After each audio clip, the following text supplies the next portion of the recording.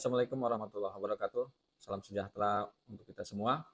Perkenalkan, saya Dr. Cecep Ijang Wahyudin, SPMSI, dosen tetap pada jurusan Agroteknologi, Institut Teknologi Perkebunan Pelalawan Indonesia. Video ini disusun sebagai bagian dari unjuk kerja Tridharma Perguruan Tinggi PDD UKT-PT dalam rangka pemenuhan persyaratan sertifikasi dosen tahun 2026, khususnya pada aspek pengajaran.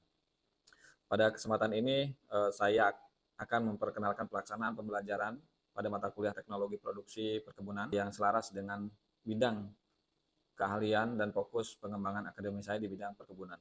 Mata kuliah Teknologi Produksi Tanaman Perkebunan merupakan mata kuliah wajib pada jurusan Agroteknologi yang ditawarkan pada mahasiswa semester 4 dengan kode mata kuliah AGT 330015 dengan bobot 3 SKS, yaitu 2 kuliah dan 1 praktikum.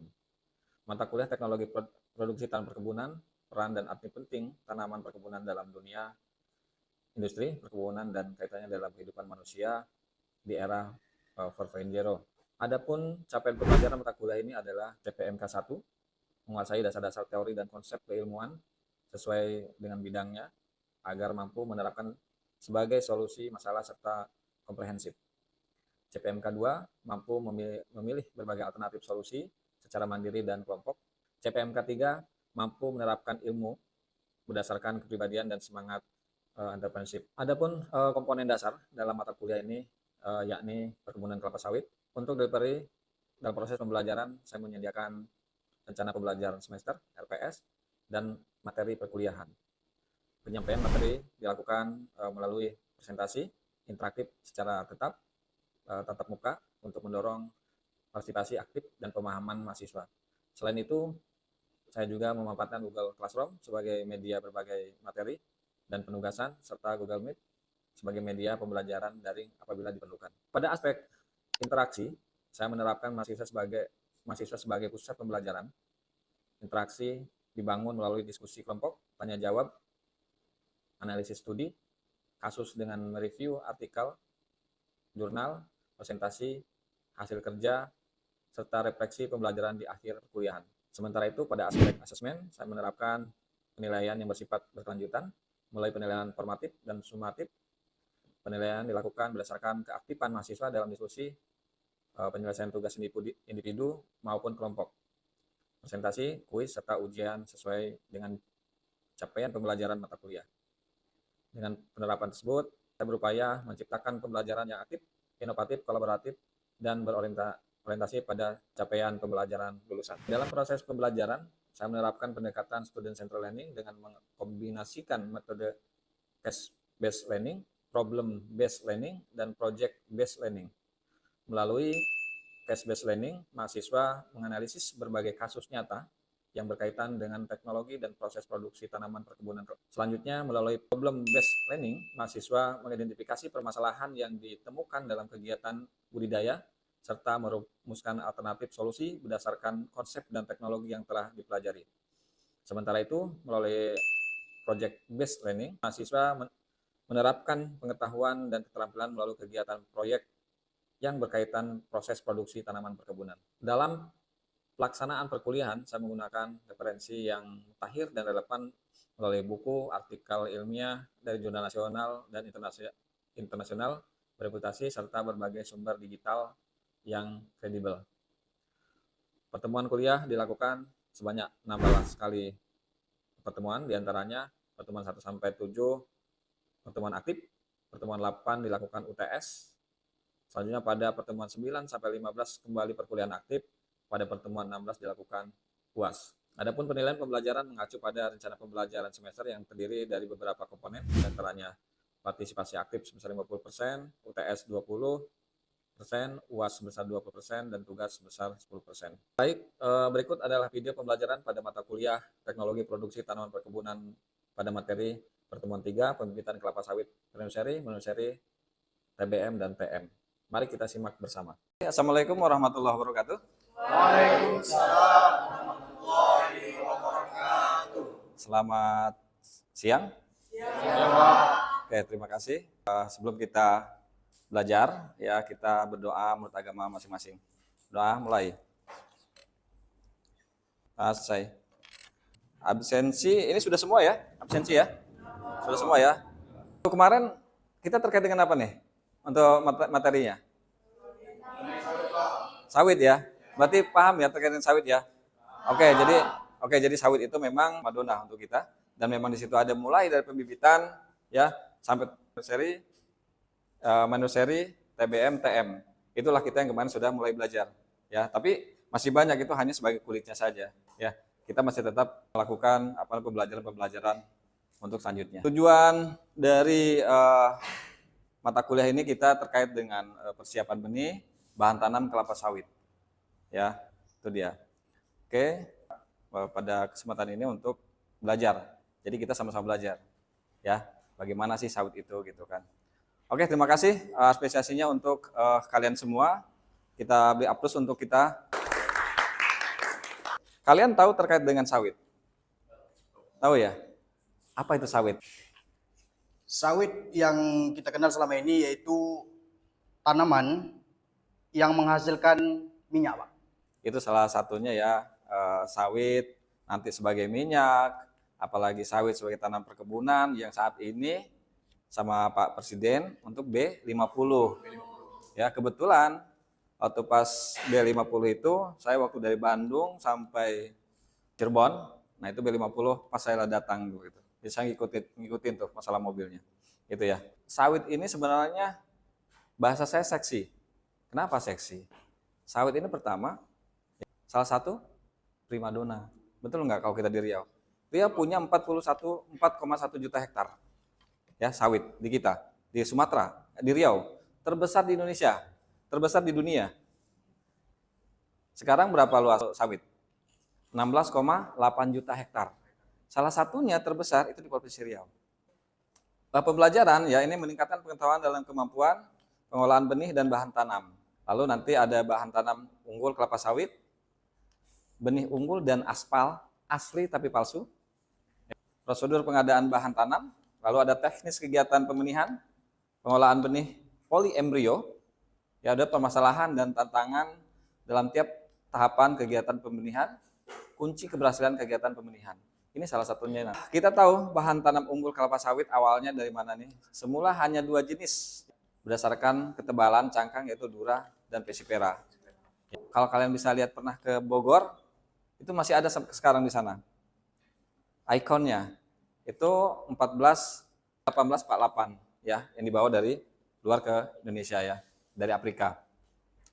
Dikembangkan di Sumatera Timur ini abad ke-19, berarti di Asahan, Medan. 1960 hanya ada tanaman jenis Dura di Indonesia atau di Sumatera.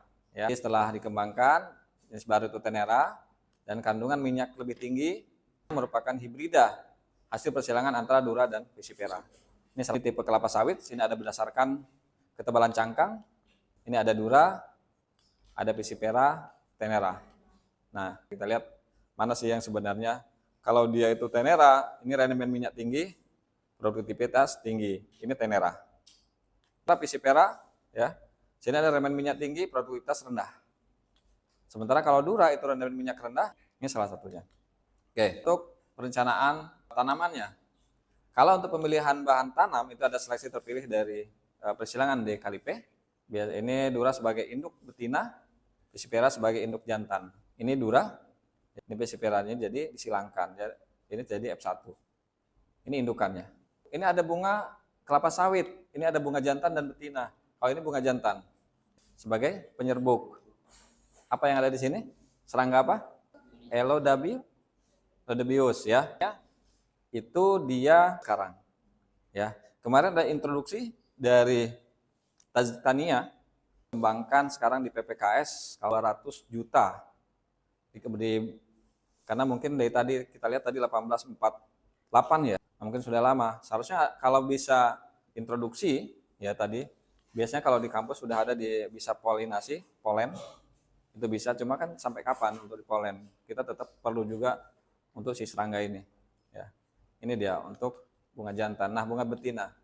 Nah, ini betina yang TBS tadi, yang sudah tadi ada antara jantan dan betina ya.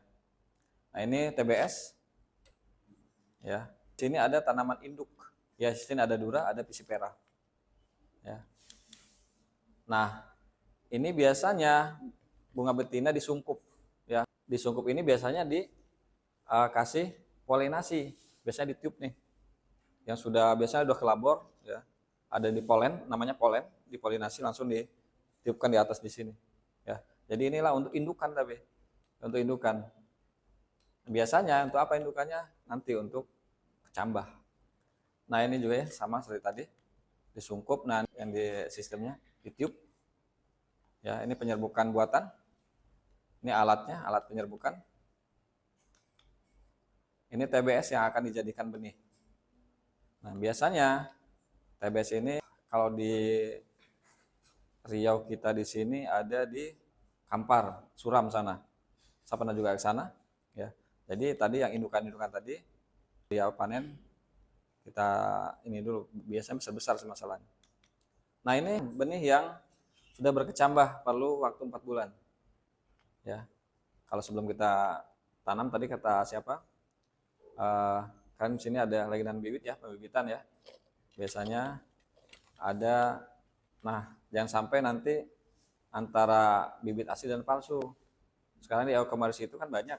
E-commerce itu paling 250.000 per kantong ya. Tapi yang aslinya itu paling enggak, yang asli itu yang sertifikat PKS itu kan di 10.000 ke atas lah kurang lebih satu kecambah. Nah, ada perbedaan di situ. Perbedaannya kalau dia itu asli di kalau seandainya PPKS nih ya. Asli kalau yang palsu kan langsung cat warna kuning gitu. Kalau ini kuningnya bergaris-garis, itu asli. Nah, itu salah satunya. Di sini ada pengepakan benih. Jadi satu kantong itu rata-rata 200 atau 250 kecambah. Nah, satu kotak itu biasanya 10 kampit atau 10 kantong. Dan di situ ada sertifikatnya. Itu yang asli. Ya, itu salah satunya ya. Oke, ini biasanya pakai kokopit ya. Ini pakai kokopit supaya tidak terjadi goncangan. Itu salah satunya. Kokopit asal kultur jaringan. Kuljar ini mahal. Satu pokok, satu bibit ini sampai 200-an lah kalau nggak salah. Nah, jadi pola produksi tanaman kelapa sawit, sini ada jumlah tandan, bobot tandan, produktivitas ya, produktivitas. Nah, kita lihat umur tanaman, kalau dia itu sampai 15 tahun biasanya akan ada penurunan produktivitas. Ini jumlah tandan, itu pun berkurang juga. Ini salah satunya ya, kalau untuk pola produk kelapa sawit ini. Keinginan penggunaan bibit itu tergantung ya. Saat ini kalau petani sawit itu rata-rata itu di 18 ton per hektar per tahun. Nah, itu rata-rata seperti itu. Tadi ada juga yang lebih. Kalau di perusahaan kita sekarang udah 29 atau 30 ton per hektar per tahun. Petani bisa dong. Tugasnya siapa? Ya kalian. Kalian semua nanti tugasnya. Pokoknya bagaimana caranya nanti kalau saya sudah tamat, makan BPDP nih. Ya. Bagaimana sudah tamat kita belajar perkebunan, belajar dengan sawit, minimal punya kita sendiri. Kalau memang 1 hektar kita satu kapling ya. 1 kapling itu 2 hektar. Ya, 1 kapling, 1 kali panen 15 hari. Yang standarnya saat ini 1,5 1 hektar. Ya, berarti kalau 1 kapling 3 ton, itu jarang. Soalnya kalau rata-rata, kalau kita kalsikan 1 bulan, paling enggak itu di 4 ton itu maksimal. 3,5 ton, itu yang standarnya. Kalau lebih apa? Berarti dia sistem pemupukan, nah itu bagus. Berarti kan rata-rata di 1 semester itu 2 kali pemupukan itu. Rata-rata. Tapi kalau dia ada juga yang 3 kali, nah mungkin itu salah satunya. SOP-nya juga harus kita ikuti juga. Nanti kita tanam, kita tabur si pupuk. Nah, tiba-tiba tumbuh dengan semak. Otomatis apa yang terjadi? Persaingan unsur hara yang ada. Itu, ya. Jadi walaupun bibitnya bagus, tapi SOP kita di lapangan juga quality controlnya tidak seimbang, tetap akan jelek. Tapi nah dia akan lebih baik. Oke. Ada pertanyaan? Silakan. Ya. Ya, izin Pak. ingin bertanya yaitu tentang perawatan dan pengelolaan TBM. Ya, Kapan waktu yang paling tepat untuk menghentikan kegiatan kastrasi pada bunga sawit TBM? oke, ini upload dulu dong. Bagus nih pertanyaannya. Ya. Jadi kapan sih untuk atraksi TBM? Nah, dia pada bulan 18 bulan, 20 bulan, dan 24 bulan. Itu salah satunya. Kenapa? Di katraksi batang, dia kita pembentukan batang. Kalau nanti umur lebih dari 24 bulan, ke 3 tahun. Lalu kedua, supaya dia terjadi bongkol besar, tandan tersebut. Itu salah satunya. Ada lagi? Kira-kira? Ya. Izin Pak bertanya. Di Indonesia mengapa persilangan D dan P Dura atau Pisipera itu menjadi standar utama dalam penanaman kelapa sawit komersial, Pak? Itu aja, Pak. Oke, baik. Makasih. Jadi memang syarat utama ya untuk terkait dengan Dura dan Pisipera ya. Kenapa? Mungkin kalau petani sih nggak ada masalah ya. Yang penting kalau petani satu, apa? Berat, produksinya banyak, cuannya gede. Betul nggak? Maksudnya harganya umpamanya sekarang udah 3.000 berapa nih di Riau? 3.800 ya kemarin. Per kilo. Kan gitu. Sebelum kemarin terjun bebas ya. Nah, berpengaruh kan? Terjun bebas kemarin? Sampai Sangat berpengaruh. Iya nggak? kalau di Riau. Sangat kan? Sampai 1.200 kan? Iya, Pak. Nah itu berpengaruh. Nah kenapa? Ya karena rendemen itu ditambahkan untuk minyak dan untuk pabrik CPO-nya. Apalagi kalau memang dia di pabrik PKS, dia otomatis kenapa? Rendemen yang dikejar. Ya kalau kita memang tidak sesuai dengan SOP-nya, tidak sesuai dengan kita Dura dan Pisipera, apalagi cabutan atau kentosan, itu otomatis Rendemennya, ya rendemen berarti yang kurang. rendemen bermasalah, berpengaruh itu maksud saya. Sama dan kayak gini, ada namanya paritas, atau paritas ya, ada namanya cabutan, kentosan. Apakah kalian mau? Ya orang tua kalian mau, kita juga mau. Kalau kita tanam kentosan, yang akan menderita 25 tahun yang akan datang. Tidak, Pak. Enggak kan? Enggak, Pak. Lebih baik kita ngambil yang ada paritasnya. Kita hanya menderita 3 tahun. Ya, 3 tahun, betul nggak? Tapi 25 tahun bisa-bisa untuk generasi kedua. Untuk anak-anak kita. Betul nggak? Nah, itulah salah satunya kenapa ada Dura dan Pisipera-nya. Oke, ada lagi? Dengan siapa? Kenalkan, nama saya Santa Lucia. Saya ingin Ya. bertanya Pak, bagaimana sih Pak proses tahapan dari buah tersebut menjadi dia kecambah gitu? Dari apanya yang dilihat gitu? Kalau buah itu layak untuk dijadikan kecambah. Gitu. Di sini kita dari ini ya. Ini layak jadi kecambah nih ya. Iya. Oke. Dia pertama tadi dari Iya. buah yang di sini yang sudah indukan. Dari indukan ini ya. Biasanya kalau sudah indukan sudah jelas. Ya. Sudah jelas bapak ibunya lah bahasanya. Sudah jelas dari indukannya ya. Lalu nanti biasanya diambil nih, dibawa ke tempatnya. Yang saya tahu biasanya nanti dipotong nih. Diambil hanya tengah-tengah doang. Nanti berarti yang masih besar-besarnya ya. Yang cocok sesuai dengan keunggulannya. Nah, ini biasanya. Lalu setelah itu biar pencucian. Ya, ada pencucian dulu. Ya, pencucian di biasanya ada sih di tempatnya itu ada pencucian dulu. Lah, itu salah satunya. Jadi baru nanti kalau ini benih yang sudah berkecambah, ini biasanya untuk mana sih yang jelek, mana yang bagus. Diapkir lah bahasanya. Diapkir. Itu salah satunya. Yang tadi bunga jantan betina tadi, itu berapa lama sampai dia panen? Itu dulu. Dari mulai bunga dompet ya. Dari mulai dompet sampai ini berapa lama? Itu dulu harus tahu. 3 tahun? 37 bulan. Itu harus tahu dulu. Berarti 37 bulan, 3 tahun, 1 bulan. Lalu sekarang saya tanya dulu pemupukan. Penyerapan pemupukan berapa lama? Sekali pemupukan, penyerapannya berapa lama? 3 bulan dan yang lain? 24 bulan. ya penyerapannya. Nah, jadi balance dengan ini. Balance dengan kita pemanenan. Kita bagi kelompok dulu ya. Sini kita ada 4 kelompok, 4 atau 5? 5 kelompok. Oke, berarti dari sini ya, belakang itu 1, kelompok 2, ini kelompok 3 ya. Yang siapa dari langgam tadi? Kelompok 4. Ini kelompok 5. Pas ya? Oke. Ini salah satunya ya. Saya kelompok 1 deh. Kalau kita nanti mau ke ini masih pre-nursery ya. Apa yang bisa dilihat dari contoh bibit pre-nursery yang tidak normal? Apa yang harus dilakukan? Kelompok 1. Kira-kira apa? Kalau untuk di pre-nursery yang tidak normal itu Pak, dilihat dari daunnya. Ada yang dia tegak lurus, ada yang bagian daunnya yang terlalu banyak ini Pak, Keriting. terlalu ya, Ada keriting. ya ada yang keriting, Ya. dan ada juga tumbuh daun itu cuma 2 Pak, itu lurus ke atas. Biasanya itu tidak normal Pak. Tidak normal. Berarti ini contoh bibit yang tidak normal. Tidak normal.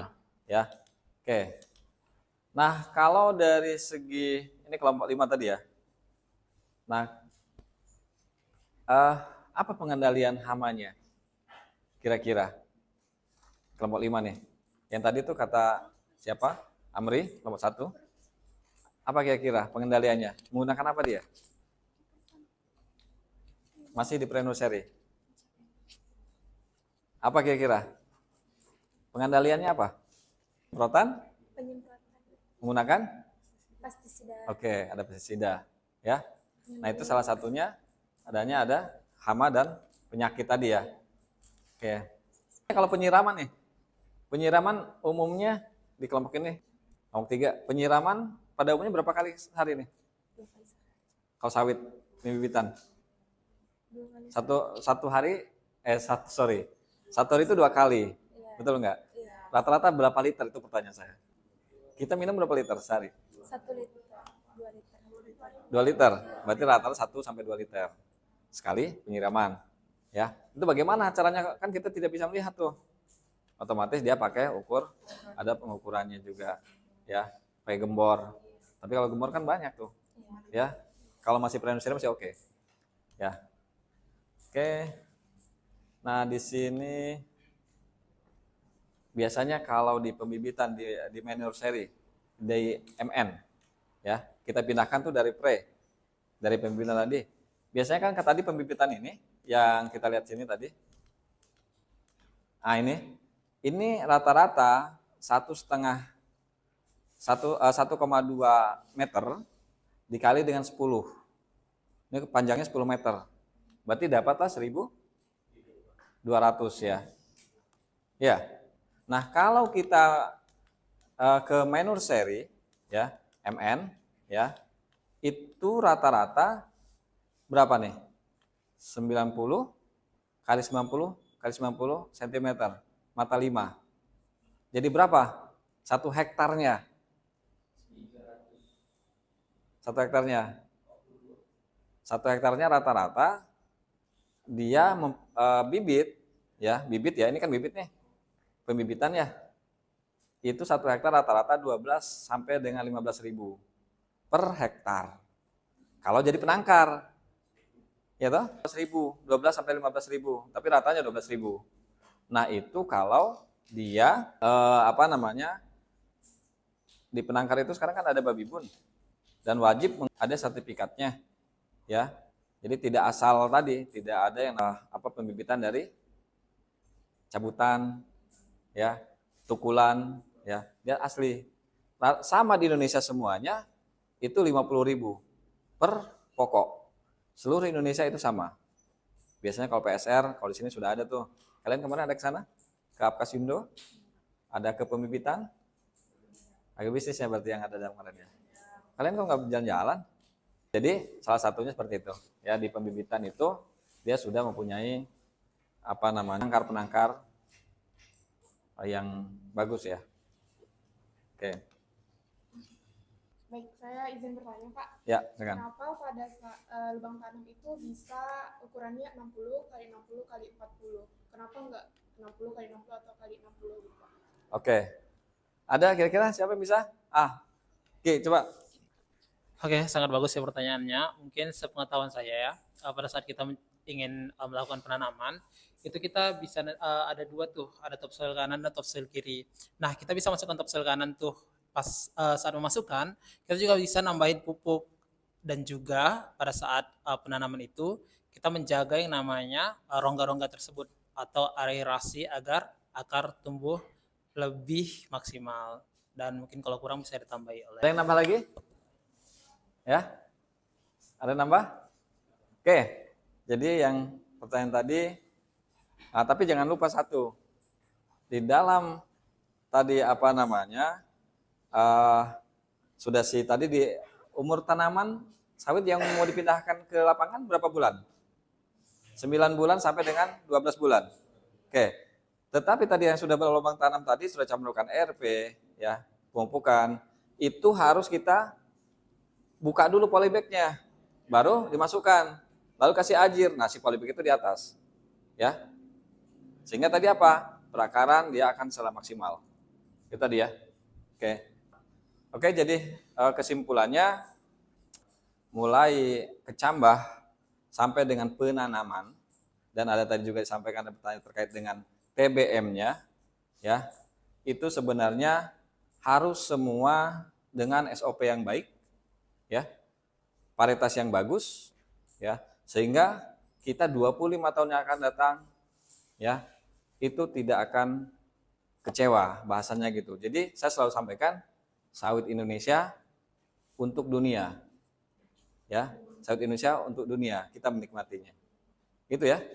Oke, jadi tugas berikutnya kita biasa praktikum ya ke lapangan, ya, praktikum ke lapangan. Jadi seperti biasanya kalau praktikum itu mahasiswa kita orang pekebun, ya, itu wajib turun ke lapangan. Betul nggak? Nah, itu kedua, ya, biasanya kita di lapangan otomatis ada 6 jahe di antara sawit. Praktikumnya kan boleh, itu namanya tumpang sari. Nah, itu supaya untuk kita juga kan, untuk kita menghasilkan juga. Teman-teman semua, terima kasih banyak. Jadi penutupan kali ini dengan mata kuliah kita akhiri sampai di sini.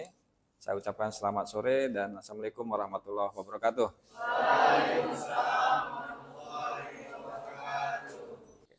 Saya berharap video ini dapat memberikan gambaran mengenai pelaksanaan proses pembelajaran yang saya laksanakan serta menjadi salah satu bahan pertimbangan dalam proses penilaian sertifikasi dosen gelombang 1 tahun 2026.